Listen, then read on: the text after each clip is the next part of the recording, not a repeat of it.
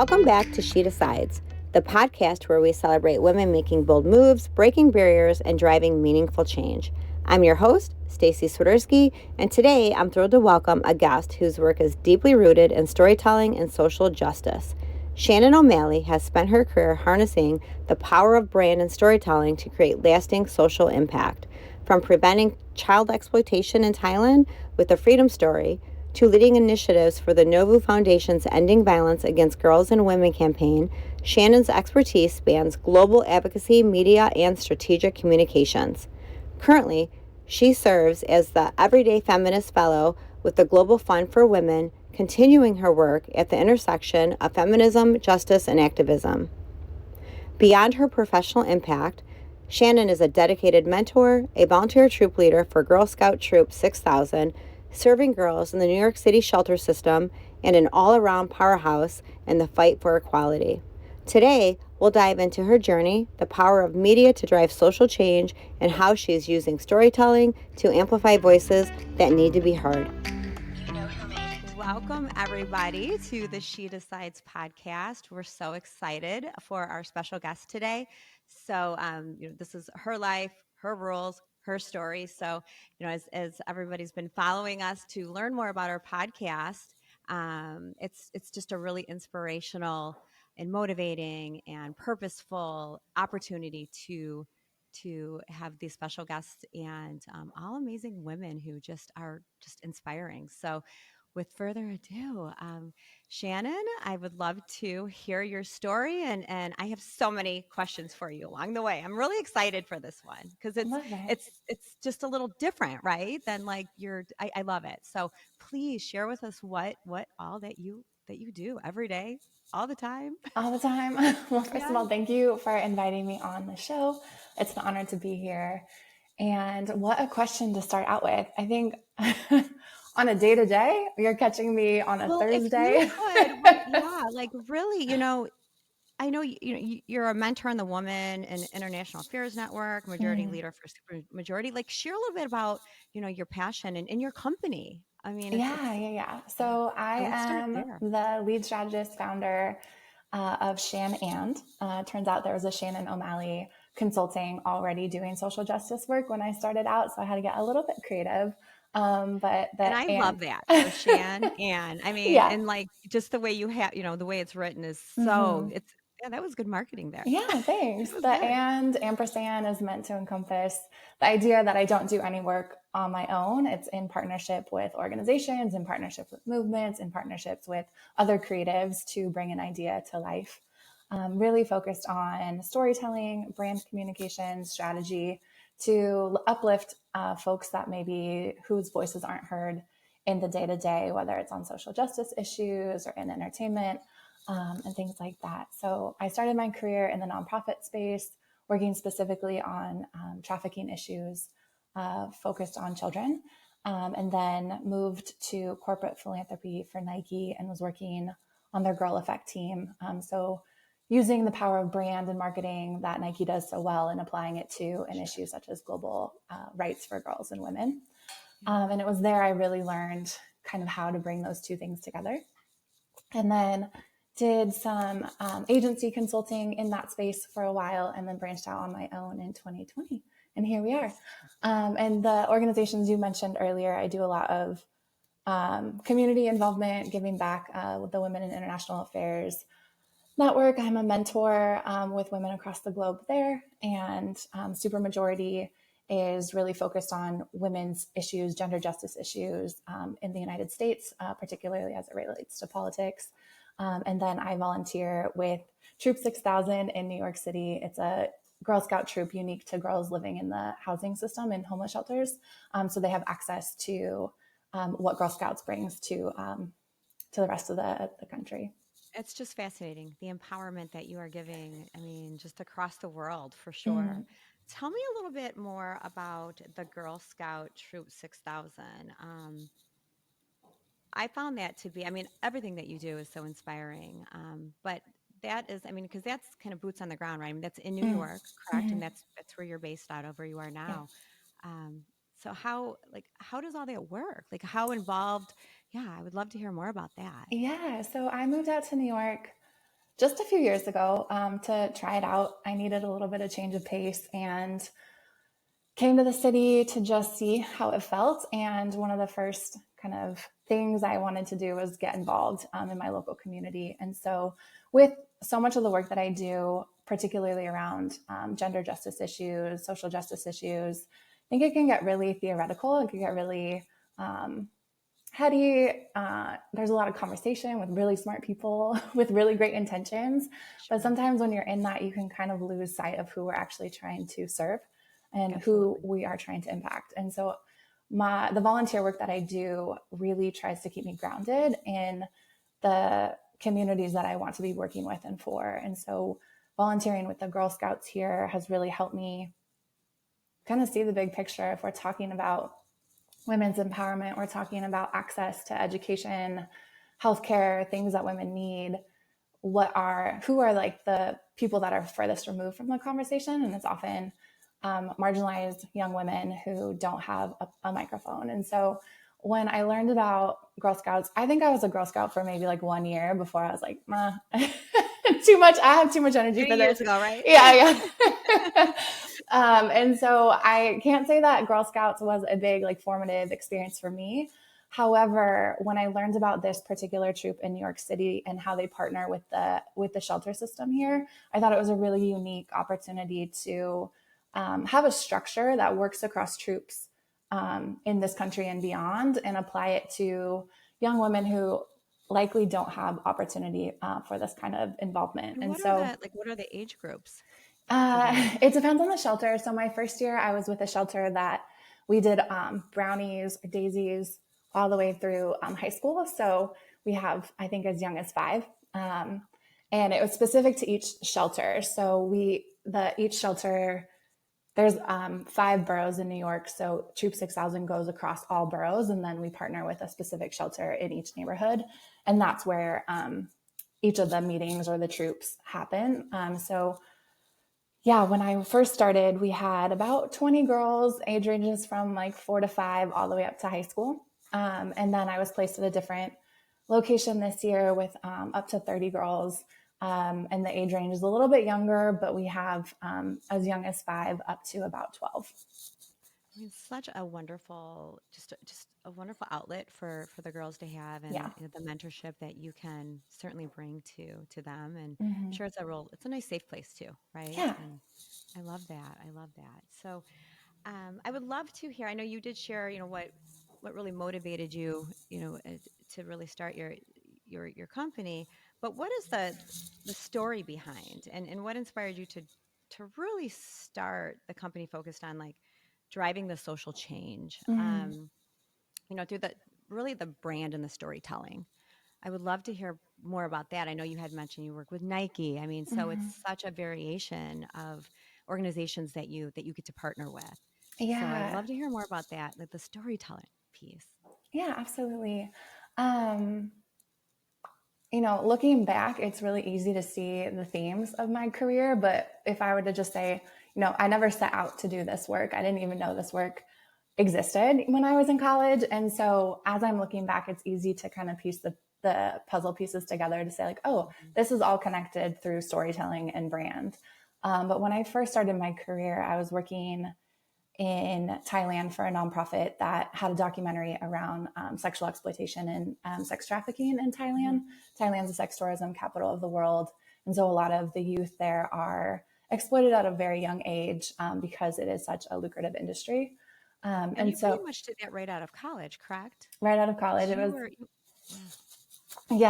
was my first job out of college based in California, kind of working to build the nonprofit side of things. So we were using the documentary to raise awareness about the issue and fundraise in the US. And then we had an on-the-ground team in Thailand. And so when I finished graduate school, I actually went to Thailand and worked for the nonprofit on the ground for a year.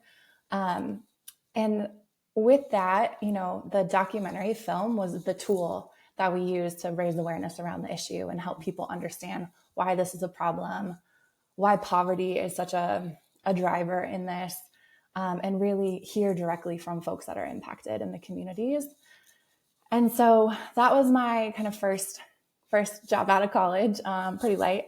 And then when my contract was you were coming, not messing around. You just jumped right in with this is the real deal. We're getting into the hard stuff. Oh my goodness. My parents are just like, what are you doing? Can you What are just you go work for a doing? Yeah. bank? Like, do something, Well, please. I Traditional. was going to ask you that too. I mean, obviously so young. What did your family think about this? And were they like not surprised? I'm sure, obviously they know you're a wonderful person, but to do something really right out of college and Mm-hmm. jump into something that is just, obviously so needed, but Mm-hmm. I mean, it's amazing. So, Yeah. how did your family, I mean, Uh, support you through Um, this? more stories have come out the older that I've gotten. Like, I've I learned bet. more over the years that I didn't realize was happening behind the scenes. But I'm pretty stubborn. And I think in my family dynamic, it was no surprise that, like, once I said I was going to do this, it was going to happen. Whether I love my parents, they are very supportive. They did not want me going. They did not want me. And it's very obvious you're very independent as well. So Mm. you're like, yeah. Right. And it's almost that situation where the more people tell you you can't or shouldn't do something, the more I dug my Gotcha. heels in. So, yeah, I think it's a noble cause, right? And it's Sure. something that when I was doing in the States, it was, it's a little bit of an edgy topic. It's not something most people are comfortable talking about. So I think that was the first barrier with my parents of just like, oh yeah, Shannon works for a nonprofit. Okay. And then what does the nonprofit do? And then that's where it got like a little, trickier to talk about. I'm I sure, think it's yeah. I mean, become it's such a sensitive topic. I mean, exactly, yeah, like I and said, it's you just jumped become, right in. yeah, it's become a lot more, I don't want to say mainstream, but more of a issue that people are aware of. But Mm. I'm going to date myself here. Like 15 years ago, it wasn't that common of a conversation that this was happening Well, globally I or in mean, the US, and which it especially happens with. now with what's going on in the world, right? So Exactly. yeah, Yeah. yeah. I mean, it's a very unfortunate, obviously situation, when you see that, but I mean, thank goodness, like people like you that, I mean, you are really, I mean, it's so inspirational that you are just wanting to help. I mean, and internationally, I mean, that's a big move. Yeah. Yeah. Yeah. It How long were was. you there for? So when I started working in the US office, I think I was 21. And that's the first time I went to Thailand. I also went to Myanmar, bordering Thailand, Burma, and kind of just saw the region, started to see some of the issues there specific to Southeast Asia. And then I went to graduate school after that. And during that time, I was continuing my involvement via like some internships and doing some screenings in my graduate school program. And then as I was wrapping up that program, the organization reached out and asked if I'd be interested in coming back and leading some work on the ground in Thailand. And I was like, well, sure. At the time I was already living internationally. My life was in 2 suitcases. So I was like, let's do this. You're like, And okay, yeah, we're gonna sure. do Why this. not? Why not? I'm just gonna Yeah, move to Thailand. exactly. So I And was your there for parents were a like, there she year. goes again. Totally. I was there for a year from 23 to 24. Okay. Yeah. Okay. So really naive, really young still. Yeah, I mean, what an experience though. And it's such a feel good. Mm. Feel good. So, let's talk about your company. I'm assuming it's you. Like, do you have a team? Are you Right now, it's just me. I am an LLC, so I do hire teammates to come on for specific projects depending on what the needs are. I have an amazing copywriter that I work with, an amazing co-facilitator that I work with for a couple of specific client projects. There is opportunity to expand, but I just haven't quite figured out like what that actually looks like in I have practicality. no doubt you're going to get there for sure. Thank you. You're not wasting much time here, right? Right. Um, so with it really leads into segues into my next question for you. So what's been your favorite project that combined like creativity Mm, with social advocacy? Like as far yeah. as like because you do so much, like you advocate obviously all the time, but these different organizations, what do you feel like to date is one of your favorite projects? I don't know if you're allowed to have favorites. Yeah.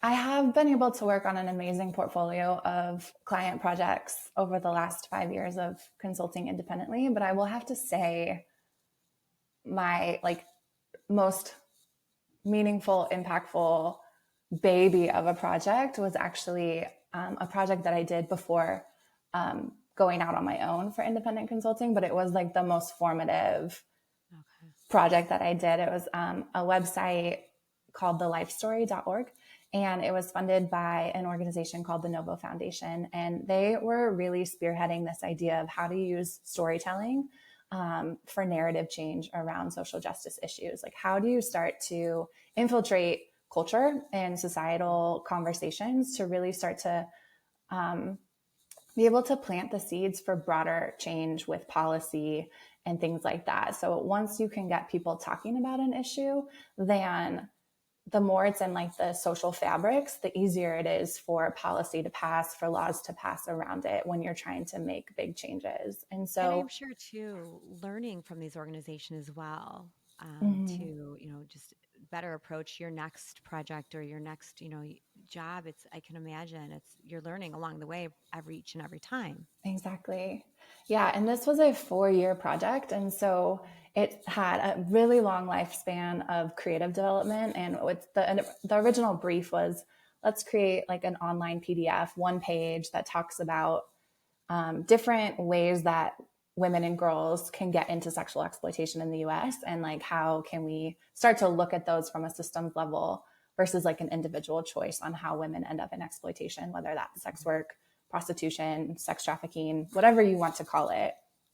And God. we ended up interviewing 15 women across the US who had different stories, different experiences in what we call the life, whether they were trafficked, whether they were there by choice, and what they wish that they knew, or what they wish that people in their orbits knew about what was going on. So then we were able to look at different systems such as education, law enforcement, healthcare, where people working in those systems, if they understood that this was happening in their sphere of influence, what could they do different to help these women who they probably come in contact with every day and don't realize it. That's what I find so fascinating, as you had mentioned, by choice, Mm, or obviously many, that's not by choice. mm-hmm, Um, and not to go down, the deep road here, but it's just so, I'm sure so many people just wonder, like, why would why would they choose to do this? mm-hmm, And, like, what do you see the difference between, when you're interviewing these women? I'm sure you've heard it all, right? mm, And so, I mean, and it's to me, I couldn't imagine. I mean, because this is somebody's daughter, somebody, mm-hmm, and it's mm-hmm. just, so how do are you doing also like any type of like counseling in a way, like to try to really, obviously I know the bigger picture, there's a huge Mm-hmm. picture. We want to, you would want to, really protect and save them all. But how do you really decide, like, this is where I start with, say, one particular woman or Mm-hmm. girl? Mm-hmm. Yeah. Well, I will be clear. I'm not trained in social work or anything like that. And that came up pretty clearly in this work Yeah. because I was in a position that I was working directly with Yeah. impacted So folks. close. Yeah. Yeah, exactly. And not having the tools or support from the Mhm. like agency I was working with to really understand like what is the secondhand trauma I'm going to be experiencing, which Yeah. I think that has been one of the biggest learnings for me as a creative, as someone that wants to continue to do social justice work. Like, how do we use our superpowers of writing or strategy or what would be more traditional like corporate roles, but then when you're applying these to more trauma laden issues, like how do you one ensure the integrity of these stories and these creative projects to Hmm. make sure you're really elevating the the truth and the voices of Sure. people that Bringing are that awareness. trusting you. Hmm. And then how are you also making sure that you're taking care of yourself? Like the normal grind culture that corporate America kind of has, it's like really hard to keep up with that while you're also navigating these heavy topics. And when you're Well, really, and personally, and I can imagine too, because they're so heavy. Some, mm-hmm, obviously everything that you do is really heavy, and so really, the storytelling, really making them powerful enough to mm-hmm, really drive that change. mm-hmm, And I think that, obviously that's probably definitely where you come in to really, ensure that that is your priority, right? mm-hmm, Yeah. Yeah. Wow. It's yeah. just fascinating. It's like A day in a life of, with Shannon. I couldn't.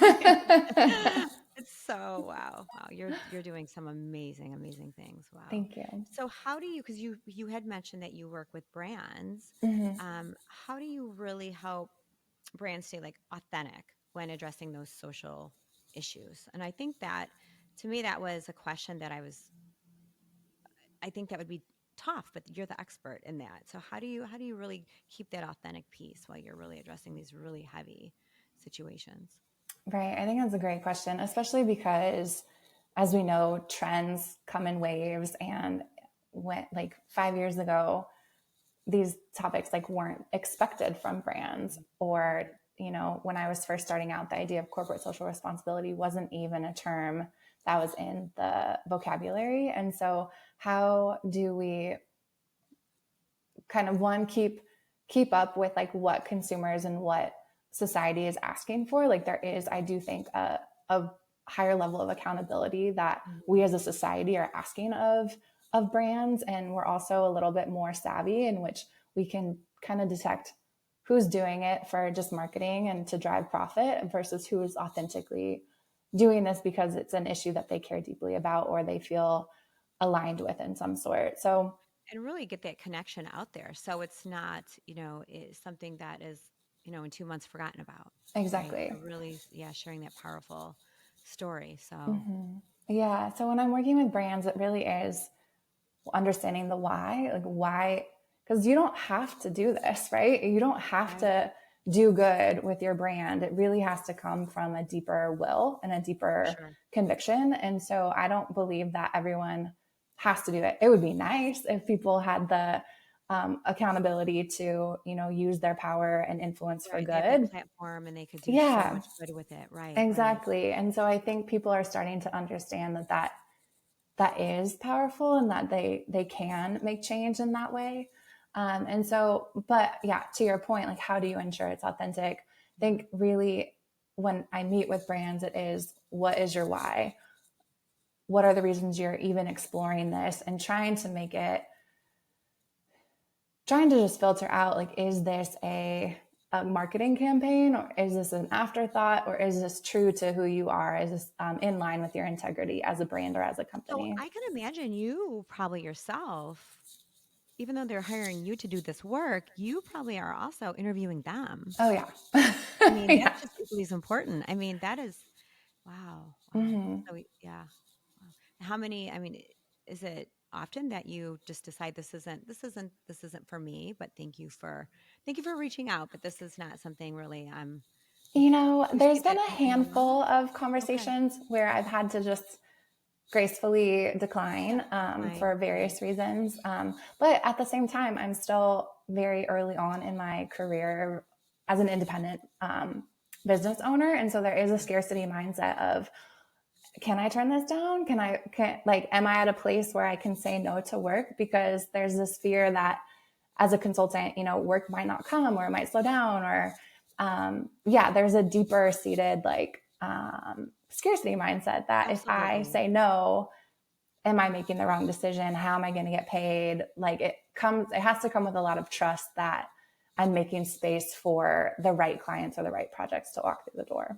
And do you work with multiple organizations, companies for your work, to where you could have five different, work projects going on at the same time, I or does it just do. depend to how long is this? How long is it to? Yeah, I have a couple pretty, what I would call like anchor clients who have been with me from the start, who just, we have like a lot of spaciousness, a big runway with our work. And so those clients are kind of year over year projects that we continue to do together. And then I have moments where there'll be smaller scopes that come through the door, and it's like, okay, well, what does the rest of my schedule look like right now? How Right. long is this? What are the hours needed to pull this off? So I think It's like last anything else. year, You're really trying to schedule it, right? To try yeah, to, yeah. exactly. Yeah. And with consulting, like there are some times where you take on a little bit too much and Yes. And then you're like, oh my you have goodness. like Okay, but I committed, so we're gonna do this. right, exactly. That happened like one too many times last year. So heading into this year, I'm trying to figure out like, what can I do in the most sustainable way? Because that's the reason I went to consulting, was I haven't seen a company do this and take care of its people right. And I know that if I'm going to continue to do this work, I have to do it in a way that's sustainable to me. And so therefore I have to be the one in like steering how my workflow goes, how I take care of myself, when I go to therapy, like all of these things that the traditional like 9 to 5 doesn't always offer. Exactly. Yeah. And you're doing such meaningful work. So it's you probably feel you have to be on, right? Yeah. Mm-hmm. So, oh, wow. So that brings me to another question I have for you. So what advice would you give to business owners who want to bring purpose into their work? I mean, obviously what you do is so purpose driven. So what would you give to business owners or I think anybody wanting to start a business? Yeah, I think it's twofold. I think there's the purpose that you state externally on why you exist, how you're trying to make the world a better place in whatever lane that looks like, it, small, big, large scale. And then internally, like how do you treat yourself? How do you treat your employees? What is your corporate culture that allows for that change to be reflected in the day to day? There are so many organizations out there doing incredible work in the world.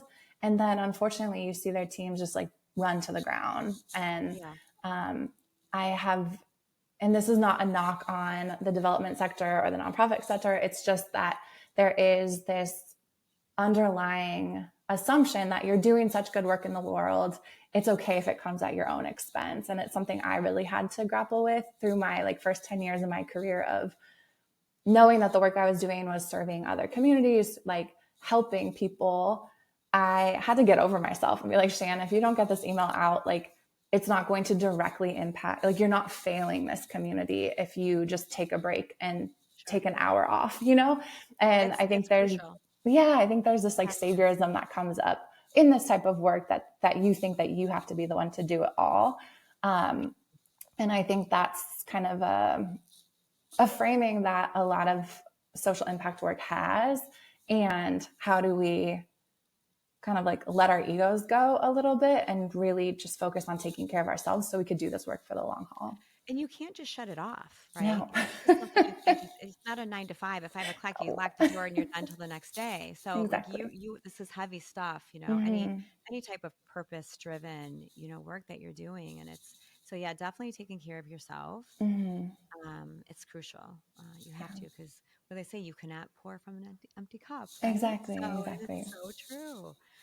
All right. So how do you know, we touched on this in the conversation. I love the flow of this because I was so inspired by what you do. And when I started, you know, jotting down my questions for you, it's just, I love when these podcasts really just flow into the questions because to me, it's just this purpose driven is, you know, that line of work is pretty remarkable. But so with that, how do you know when a campaign is successful in creating that change?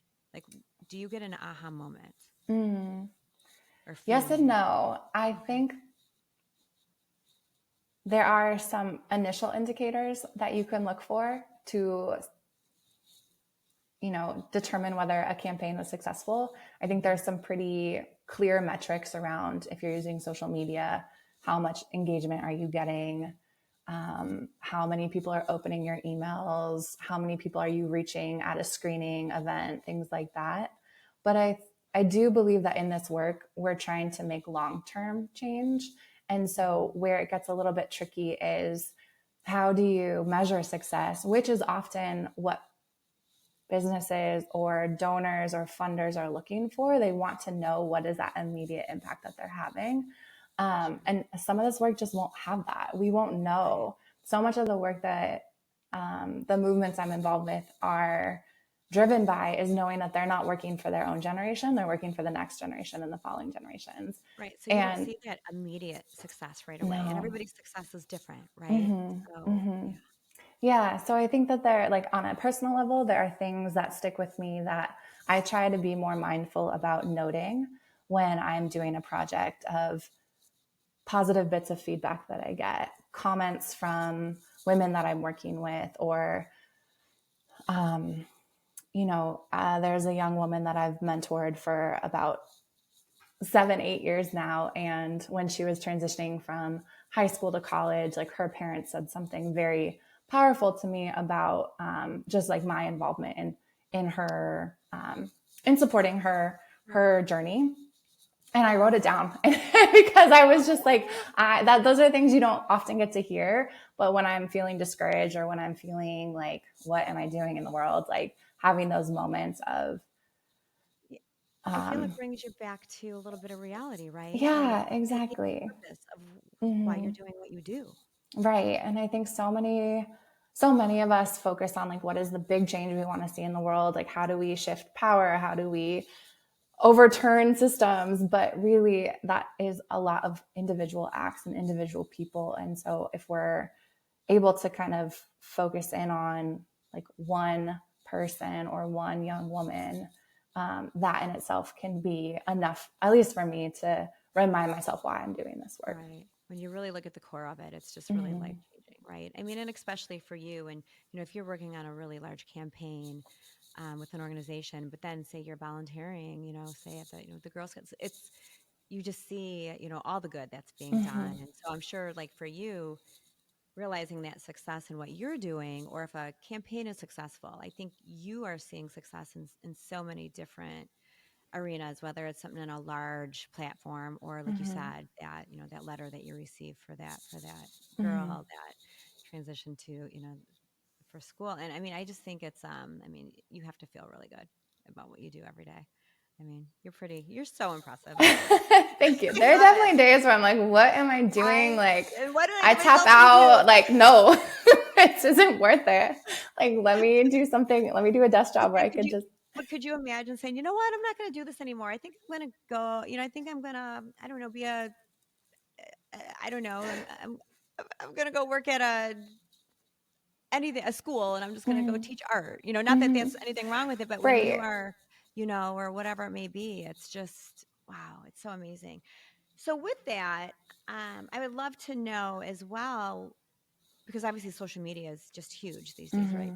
What trends are you seeing right now in brand, telling stories about social issues and all of that with like what trends do you see? Do you Yeah, see a lot on the social media? Are you seeing more like you said before, it's kind of it does go through its ebbs and flows, right? it And does. the trends, yeah. It does. I think social media is how you curate for yourself. So I wonder if what I see on my algorithm is the same as the person sitting next to me. And so I do acknowledge that because of the accounts that I follow, because of the influencers I follow, and the issues I pay attention to, I probably am biased towards seeing a lot more of it as it relates to social impact and advocacy work, particularly by brands. I think one of the trends, I do think it is trendy for people to have some sort of social good impact or Sure. angle to their work, whether they're an actress, an artist, um, an organization, a brand. I think it's almost expected at this point, which is a trend that I could get behind. Yeah. I feel like where it goes a little bit, where it gets a little bit dangerous or ineffective is when we expect everyone to have a stance on everything at all times. And we can't expect people to be fully educated and experts on every issue that we claim And to care immediately, about. Yeah. And I right? don't think that's good. I think we need to It's not, let I don't think people it's healthy. I agree with you on that one. know. And Yeah. so I think when we're in a moment of crisis or when there is like a hot topic that is vying for our attention, we also live in cancel culture. And so we're not giving each other space to learn, space to ask questions. We're canceling people for not posting about it. We're not seeing also like what's being censored. Like I know that I've posted things or I've seen friends post things and like it's not reaching. So, there's technical elements, there's censorship happening.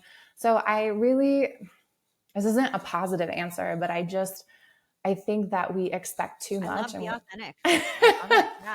Positive, I negative, whatever. yeah, I just don't think we are in a moment right now where we're allowing for people to ask questions and learn and be gentle. Like we are very much in a call out culture still that is you said the wrong thing, you made a mistake, and then you're just done. And I think it's like really harmful because we're not inviting people into movements. We're not inviting people into community. We are saying you're not keeping up. And so therefore you're excluded, which I think just creates a more and more divisive society. And I think that everybody, the majority of people, just conversation in general, everybody is so quick just to jump out their answer, right? And how they feel without really being fully educated about something. Exactly. So yeah, I definitely feel like that's why I was really curious, like what the trends, I mean, there's trends for everything in this world, right? So, but when it's really based on something that, in the work that you do, I agree. I think kind of sitting back, maybe really, and I think sometimes not saying anything at all, right, is the best to do. Yeah. I think you can do more harm than good if people are just so outspoken, and it's just like you said, and yeah, or they're being judged so quickly, and then they shut down, Exactly. and then Yeah. that scares them to really be forthcoming when they should, maybe with the next opportunity. Yeah. Or how to use your platform to elevate people that know more than you, which Absolutely. I think that could be a I valuable think way that's the to key use in it. life, right? Even mentorship, being around people that, have, they have the proven, statistics that they know how to, whatever it may be, run a company, a successful company, and just, really, yeah, allowing for that to happen. Like, I think everything's so fast these days, Right. nowadays.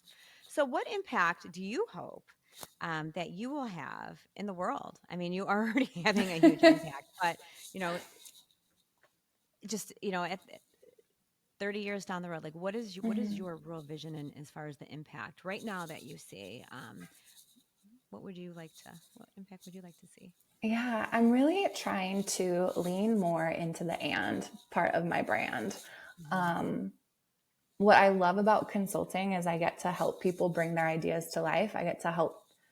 I get to help with projects, with strategies on behalf of usually another organization or another person or another company. And so that's all well and good and great. And it's like where I feel like I come to life and get my energy.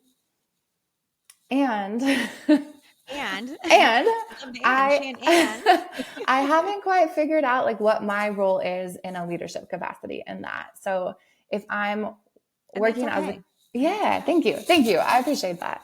Yep. If I'm working on behalf of other brands, on behalf of other people, like yes, I love that and I want to keep doing that. And then what is my unique contribution that I can carve out for myself in this that for lack of a better phrasing, like has my stamp on it, Sure. not a different brand. And so, Yeah. what is the Shan and contribution to community, to the world that I can really get excited about? Like I've had different ideas percolating over the years, and I'm excited to figure out what that is, Yeah. knowing that I think there's an appetite for what I've been building, and I see Oh, a 100%. lot of value in it. And so, like, what is my unique offer that I can do in addition to being a strategic partner and consultant Right. for others? Yeah. Yeah. Well, it's definitely coming. I mean, Yeah. If you have any ideas, please send them my way. we will stay in touch. Okay, great. But yeah, this has been great. I love to close our podcast with some lighten it up a little bit Yes, and have some fun. And let's so do we have a few that. games that we like to play here. So, and it's pretty quick. So Okay. we'll just whip through these 10 questions, and this will be fun. So I Wonderful. call it the this or that game. So it's really fun. So, all right, the first one. And it's really, what's the first thing that comes to your mind? Okay. Okay. Creative stories or data driven plans? Creative stories. Perfect. And it's funny, before I get into the next one, I loved when we wrap up the podcast with these questions, because I always, like, I want to answer for you. Like, I Uh answer for you in my head, because then I get to know you more, and I'm like, I bet she's going to choose this. And so then I'll It's grade like myself. the engagement party game where you have the married couples. Like, yeah, yes, yeah, we can do it that way too. Yeah, yeah, it's so fun. It's like, all right, who won this one? But I quiz myself. So this is like Uh-huh. I love the fun part of it. Because just some of these interviews are so deep, and you really get to know people, and that's why we're doing this, right? We Love it. really want to, bring the awareness to just, women empowerment, and, just really do great things. So, okay, the second, challenging the norm or improving traditions. Challenging the norm. Okay. Bold visuals or meaningful words? Meaningful words. So far, I'm 3 for 3. Yeah. 3 for 3. I was kind of like, I don't know, but that was okay. The next one, social media buzz or heartfelt connections? Heartfelt connection. Oh yeah, I knew that one for you. I was excited. All right, this is a good one. Taking risks or playing it safe? Taking risks. Yeah. Visionary thinking or hands-on doing? Oh, I can't say both. I think they require each other. So They really do, yeah. hands-on. Okay. And these are crafted. These are crafted just for you. So doing some research and yes, in your amazing work. So I love when it takes a little thinking here. Mm-hmm. All right. A few more to go. Big brands or small businesses? Small businesses. Oh, I love that. This is lighter. Coffee breaks or power naps? That's a both and. And a both needed, right? Coffee breaks probably if I had to choose. Okay. I'm right there with you. I'd love to take naps though. That'd be a beautiful thing. But sometimes it's like, I just don't have time for that. If I take a power nap, I may not wake up for 3 hours. Right. This is a great one for you as well. Change the world or change one life at a time? Oh.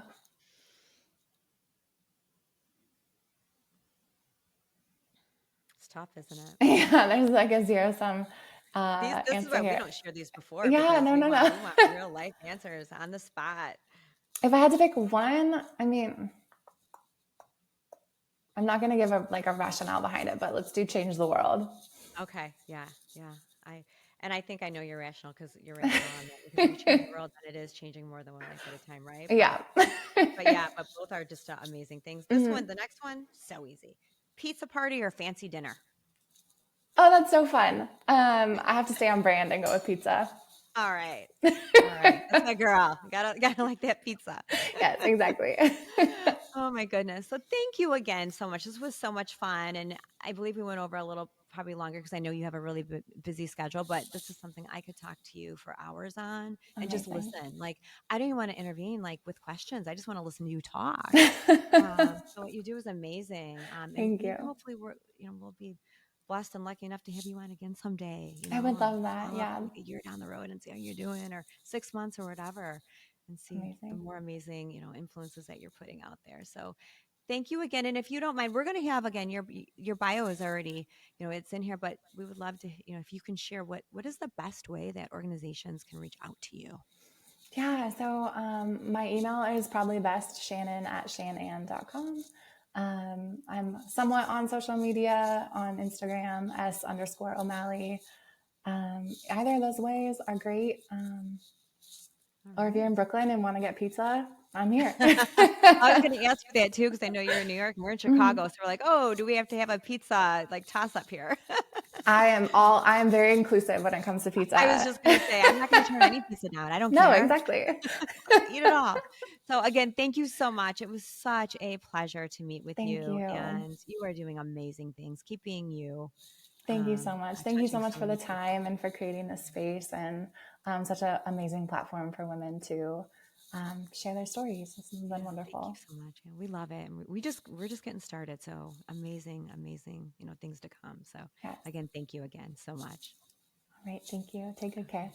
All right. Thank you. Bye-bye.